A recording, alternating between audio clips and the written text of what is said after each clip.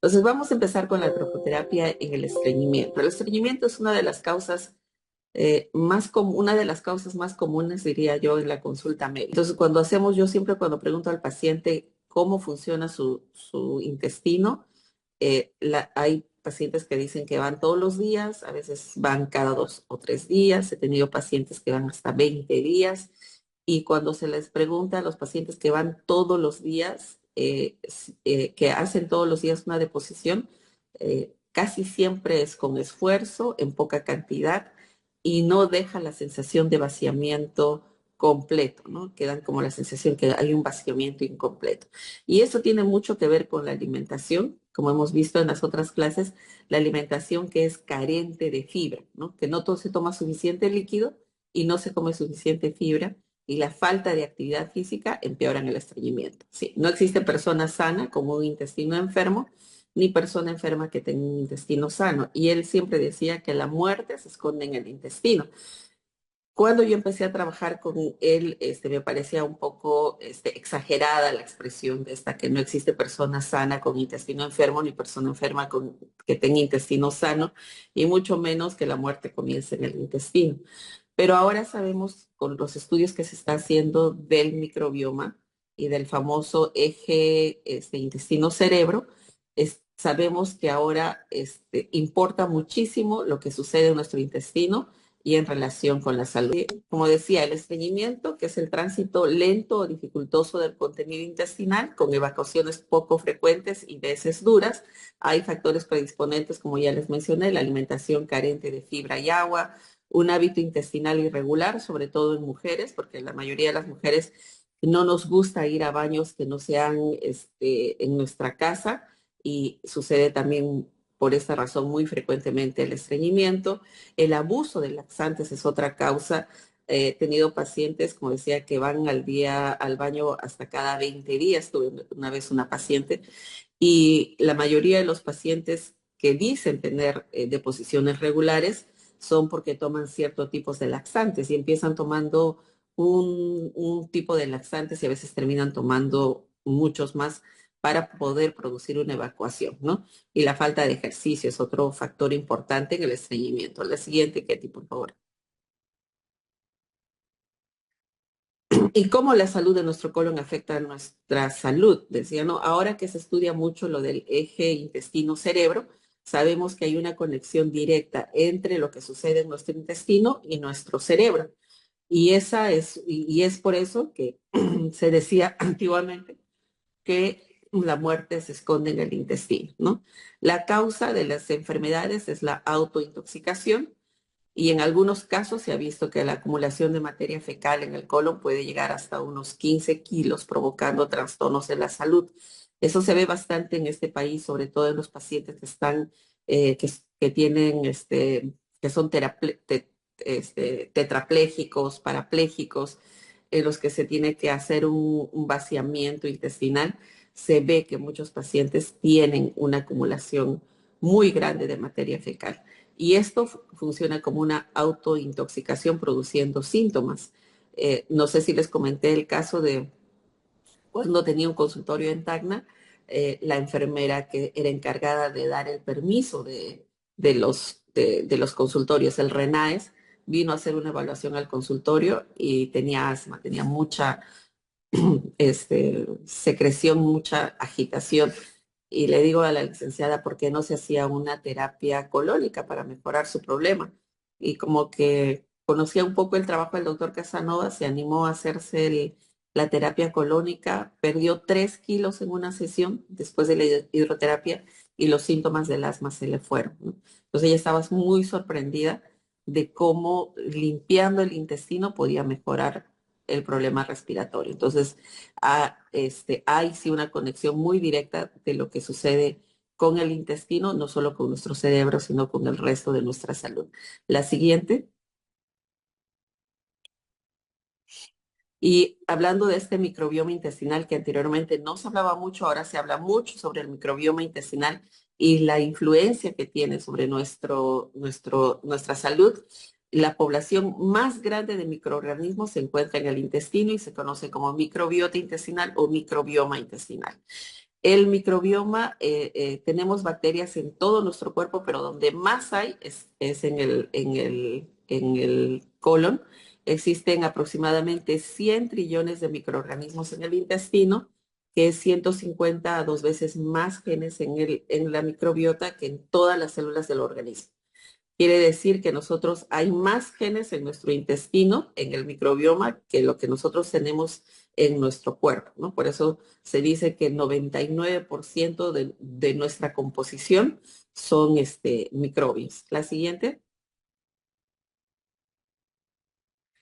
Y la composición del microbioma es única para cada individuo y está influenciada. Hay factores influenciables y no influenciables. Entre los factores influenciables del microbioma está el método de alimentación, ¿no? Tomó leche materna, tomó leche artificial, a qué momento se introdujo el alimento sólido y qué tipo de alimento sólido se ha introducido al niño. Hay una gran diferencia entre los niños que han sido alimentados por leche materna o los que han sido alimentados por leche artificial. Hay muchos niños que la mamá no produce suficiente leche o mamás que han sufrido cáncer y han tenido que ser reseccionadas las mamas y se embarazan y no tienen cómo darle leche a los bebés y usan fórmulas o que son bebés adoptados, etcétera.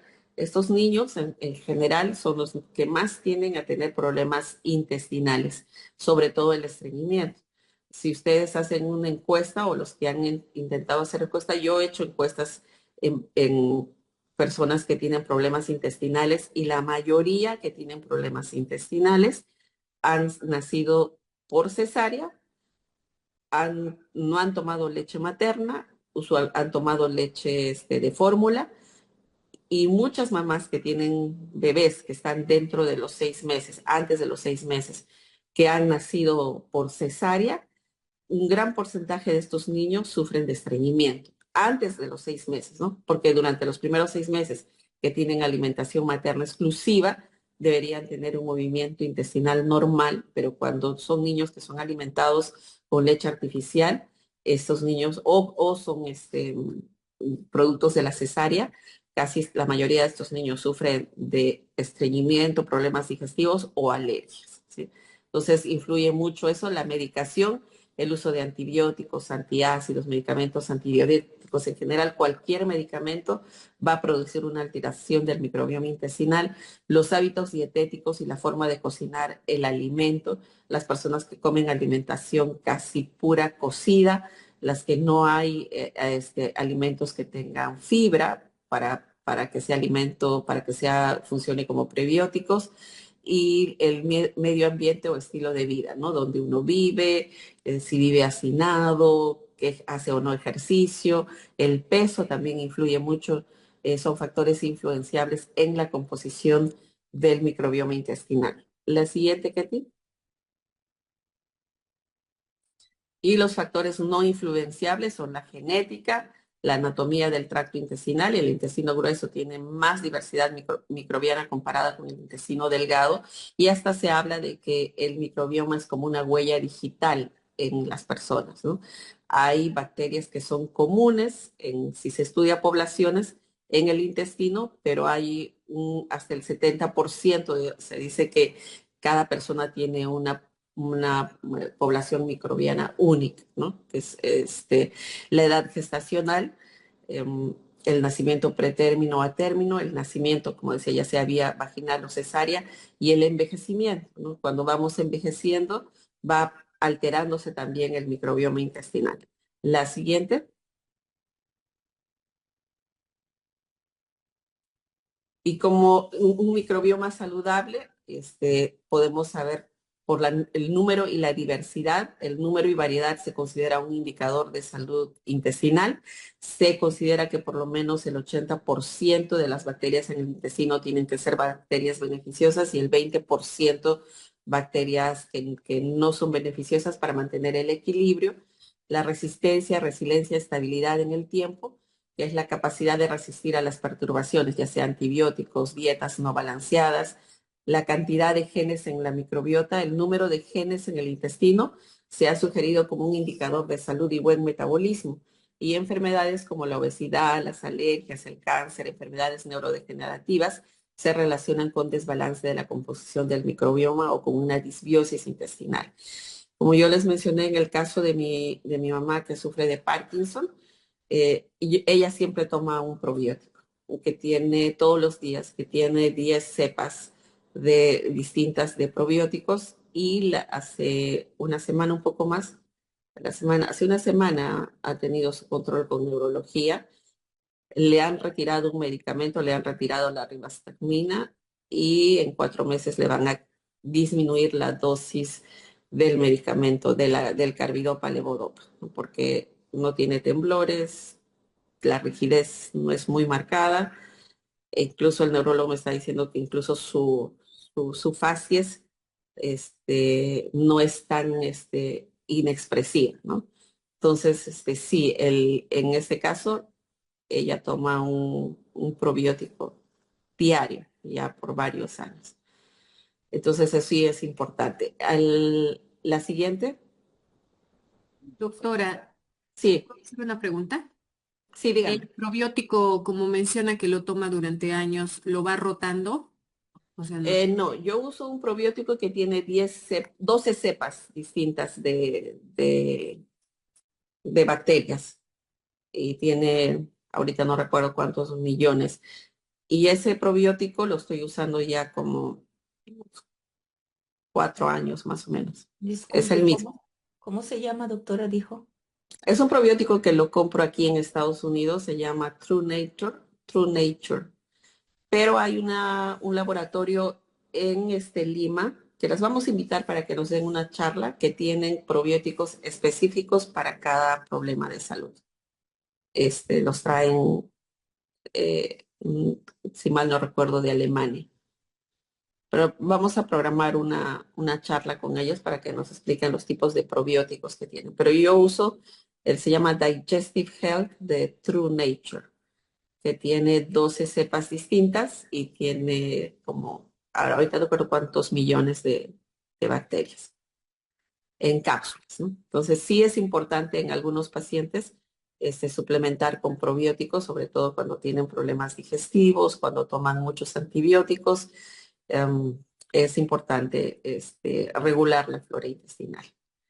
Incluso no sé si ustedes han escuchado que hay algunos estudios donde han hecho trasplantes fecales en personas con problemas digestivos, con colitis y ese tipo de problemas, que han hecho trasplantes fecales de una persona que no tiene problemas de salud, que es aparentemente sana, a una persona que está enferma y los niños, no recuerdo bien si fue en niños, que mejoraron del problema que tenían, ¿no? Que no mejoraban ni con antibióticos ni con nada y con el trasplante fecal se logró mejorar la salud de los pacientes. Ahí también hay, el tema del microbioma es un tema súper interesante porque también como hay gran cantidad de bacterias en el intestino, incluso hay estudios cuando se hablan de los psicobióticos, que hay bacterias que podrían modificar la conducta de los pacientes, ¿no? Y por eso hay otros grupos de médicos que dicen que los trasplantes fecales no se deberían hacer porque incluso va a haber trastornos en la conducta y han hecho estudios en animales, por ejemplo, en los gatos y el toxoplasma, que el toxoplasma hace que los ratones orinen o se acerquen cerca de los gatos y para atraer a los gatos para que los gatos agarren a los ratones y el toxoplasma pueda pasar al gato, ¿no? Entonces, sí, es muy interesante el tema. Se había ido el audio. ¿Sí se escucha ahora? Sí, doctora. Ah, ya, porque alguien me dijo se fue el audio. Entonces, el Yo, tema de esto yo del... escuché, yo vi un documental, creo que fue en Netflix, sobre justamente los trasplantes de heces que una hermana tomó las heces de su enamorado y de su hermano. Entonces, mejoró su acné, pero a la vez contrajo la depresión que tenía el hermano o el novio, no sé cómo fue. Es una cosa increíble, sí. Es una cosa increíble el microbioma intestinal. Incluso, como les decía, en Miami todos los años hay un congreso mundial de microbioma, ¿no? De los avances en la microbiota, lo que se ha descubierto, cómo afecta. es muy interesante, pero hablando ahorita del intestino, sí, esos trasplantes fecales se estaban viendo como una posibilidad de curar ciertas enfermedades que no se podían de otra forma curar, ¿no? Entonces, pero hay eso justo como mencionaba, de que también influye mucho, porque sabemos que hay una conexión, el intestino, el eje intestino-cerebro, ¿no? El cual anteriormente no se hablaba mucho, era como que, como que no tenía mucha base científica, pero ahora se estudia cada vez más que hay una conexión muy importante entre el intestino y el cerebro y el intestino, ¿no? El eje, ¿cómo se llama? El eje, el axis gut-brain o el eje intestino-cerebro, que está influenciado también por el hambre, está influenciado por la sensibilidad a alimentos, por el comportamiento, por la sensibilidad, la inmunidad, porque sabemos que también gran parte de la inmunoglobulina se produce en el intestino, y cuando una persona tiene estreñimiento, hay un desbalance entre las bacterias buenas y las bacterias patológicas, y eso también va a traer consecuencias en la salud del paciente. La siguiente. ¿Dónde se encuentra el microbioma? Se encuentra en todo el organismo. Tenemos microbioma en todo nuestro sistema, en la nariz, en la boca, que ayuda en la nariz, hay en la producción de moco, también donde se producen químicos antimicrobianos, tenemos en la boca, que asisten a la digestión y nos ayudan contra ciertos patógenos. En los pulmones ayudan a publicar, a lubricar los tejidos pulmonares. En el estómago ayudan a prevenir complicaciones gástricas. En el colon, la digestión de carbohidratos complejos. En los órganos sexuales, mantener el pH para también matar bacterias. Y en la piel, para fortificar el sistema inmune, ¿no? Entonces, sí, los microbiomas juegan un papel muy importante en nuestra salud y están influenciados por la genética, por el medio ambiente, por la dieta, por el estilo de vida, por las hormonas y toda la industrialización, ¿no? La gente que está expuesta a tóxicos en el trabajo son personas que van a tener afectado su microbioma intestinal. La siguiente. ¿Por qué es importante? Porque es un mecanismo importante de defensa, nos defiende contra microorganismos dañinos, le enseña al sistema inmune a defenderse, hay degradación de componentes tóxicos.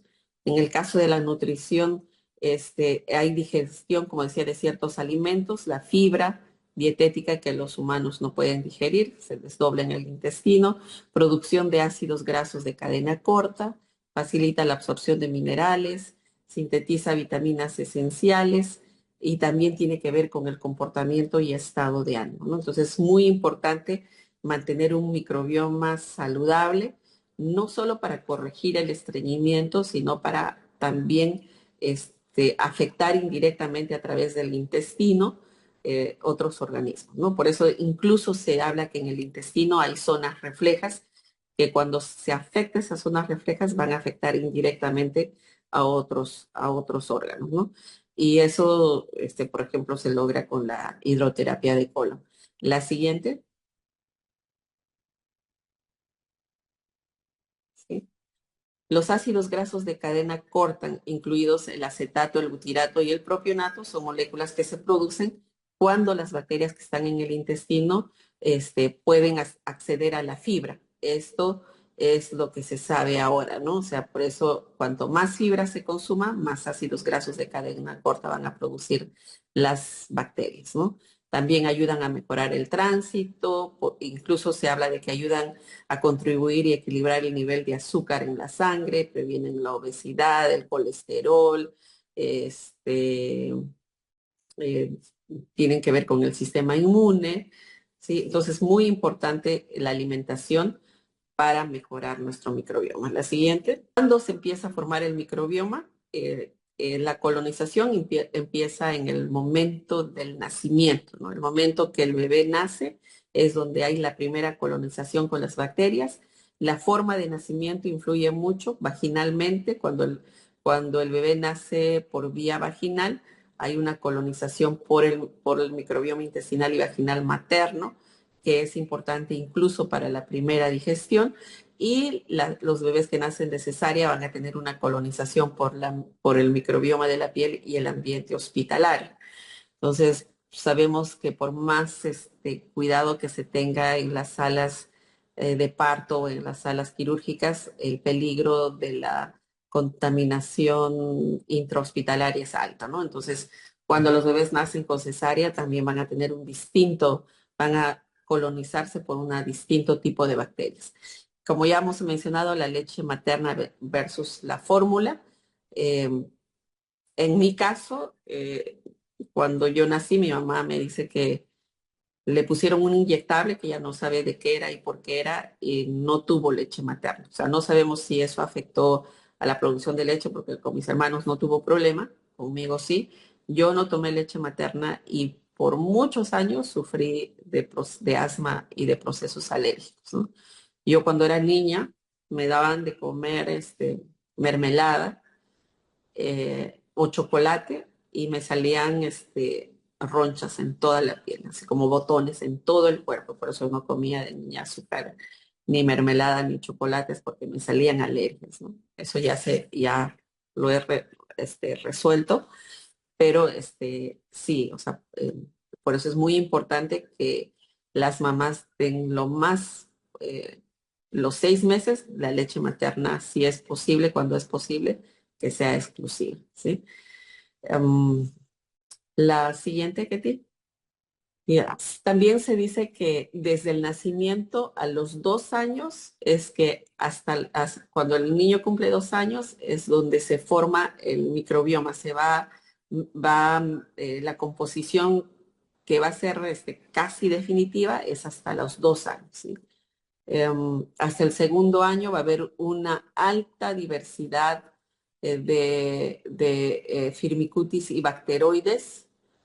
En la adultez el microbioma es casi estable y cuando ya vamos siendo más a los adultos mayores, ya va disminuyendo la cantidad de bacterias buenas y va aumentando la cantidad de bacterias que se consideran dañinas. La siguiente.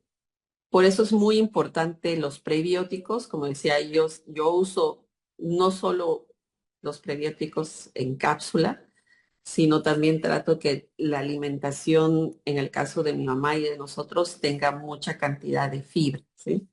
Porque los prebióticos los alimentos que están en los carbohidratos complejos, actúan como alimentos para el microbioma. La fibra, por eso es un prebiótico.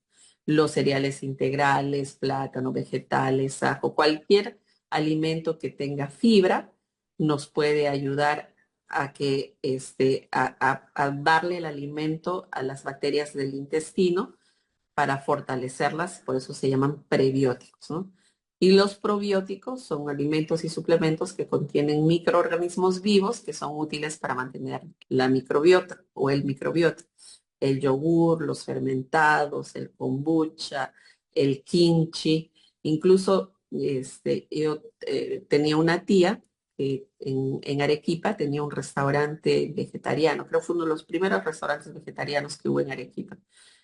Y ella era pues una autodidacta. Tenía un paciente, ella me contaba que tenía un paciente con diabetes y que tenía una herida que no sanaba en la pierna. Y ella, hubo una temporada que todo era kombucha o el hongo chino, que se conoce como el hongo chino. Ella decía, todo lo curaba con el hongo chino, ¿no? Y ella me decía que sus hijos vivían acá en Estados Unidos y cuando se vino acá, tenía un, un vecino de su hija que tenía el problema en el pie, que no sanaba, y ella se había traído el hongo chino envuelto en un papel higiénico, ¿sí? Y empezó a producirlo. acá. Y ella agarraba el hongo chino, lo cortaba en rodajas finas y se lo ponía sobre la herida. Y que la herida había sanado por, porque se le colocaba la kombucha.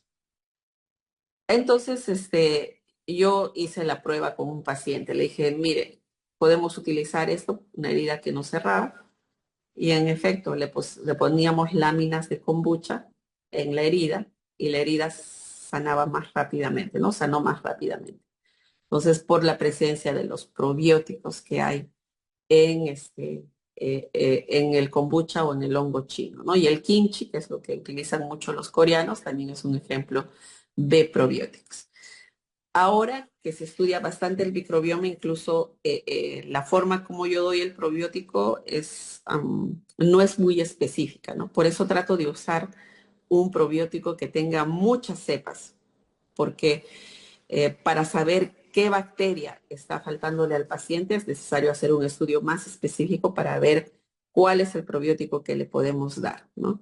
Como esos exámenes son caros y no son muy accesibles, por eso yo cuando utilizo un probiótico en un paciente, sobre todo que tiene gastritis, que tiene colitis, que tiene un problema digestivo, trato de usar probióticos que tengan la mayor cantidad de probióticos posibles para que pueda hacer efecto, ¿no? Entonces, sé que en Perú hay muchos probióticos, pero que tienen una sola clase o solo dos clases y a veces no son efectivos. Por eso, mientras más variada sea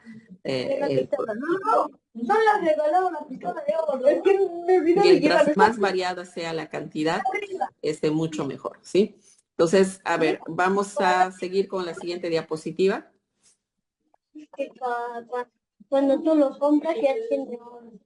Acá te pongo papita, Marce, o pancito. Lisbeth, puedes, ¿Papita? Con papita. No, si no más lo quieres. Lisbeth, puedes apagar tu micrófono porque estamos escuchando tu conversación. A ver, ¿cuáles son algunos alimentos favorables en el caso del estreñimiento? ¿Sí? Hay muchos, siempre y cuando el paciente tenga una alimentación, como hemos estado hablando, en la que haya una cantidad suficiente o predominante de alimentos que tengan fibra, va a mejorar el problema de los pacientes. Hay pacientes que tienen el megacolon, o dólico megacolon, que van a tener un tránsito intestinal más lento y por eso es muy importante que esos pacientes coman una suficiente cantidad de fibra, ¿no?